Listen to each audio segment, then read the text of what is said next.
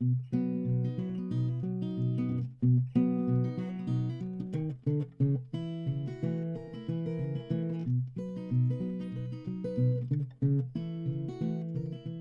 is a model of a dog's knee.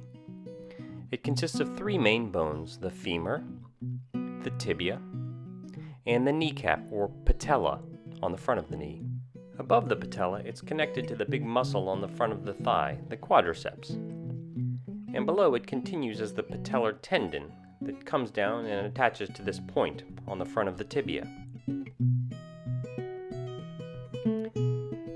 The patella rides in this groove on the front of the femur called the patellar groove.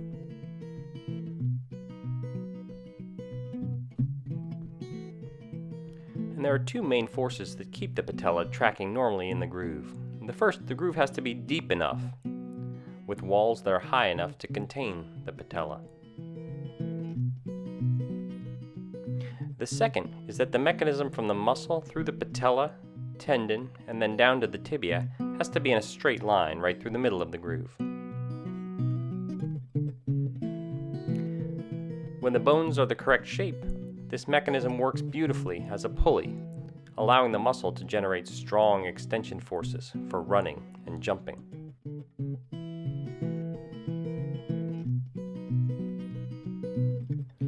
On this side, we see a knee in which the femur is subtly deformed with a small amount of abnormal bend.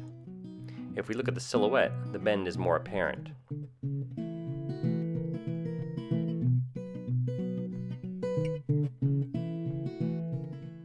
Now, the knee can tolerate this to a certain degree.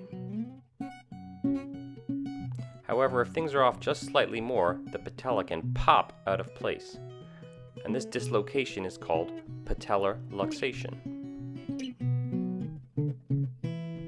Now, depending on the specific shape of the deformity, the patella can luxate either to the outside, or more commonly, and as in this model, to the inside, and this is called medial patellar luxation. When the patella is luxated, it causes several problems. First, the knee no longer has its strong extension mechanism, so the leg tends to be very weak and almost collapse. Second, as the patella rubs back and forth in this abnormal location, it wears away the cartilage, leading to chronic pain and arthritis. And finally, when the knee doesn't have the normal front support of this mechanism, other ligaments in the knee, like the ACL, are put under abnormal stress and can become damaged secondarily.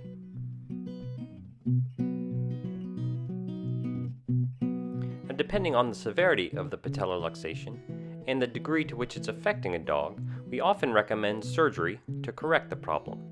And the goal of the surgery is to get the patella tracking stably in its normal location. Though the origin of the problem was a bent femur, we rarely try to surgically straighten this bone. This is simply because straightening a femur is quite an invasive and somewhat riskier operation. We found that a combination of smaller adjustments in the knee itself will usually correct the problem without needing to straighten the femur.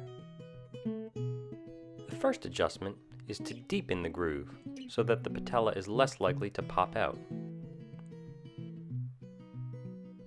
We cut out a portion of this bone, remove some thickness,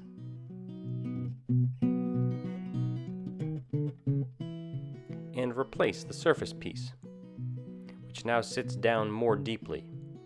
You can see it makes these nice walls. We also adjust the tension of the soft tissues on the sides of the patella, loosening it here and tightening it over here to bring it back to the center. In some cases, these steps alone are sufficient to resolve the problem.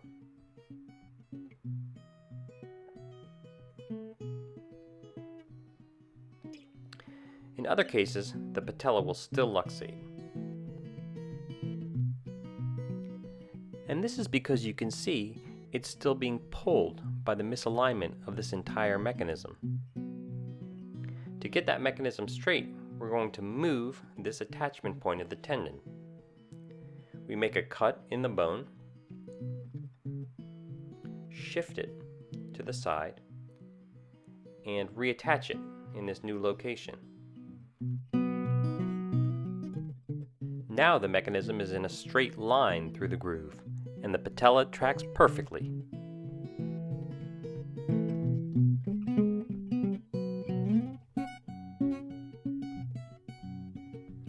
Thanks for watching to learn about the problem and the surgical treatment of patellar luxation.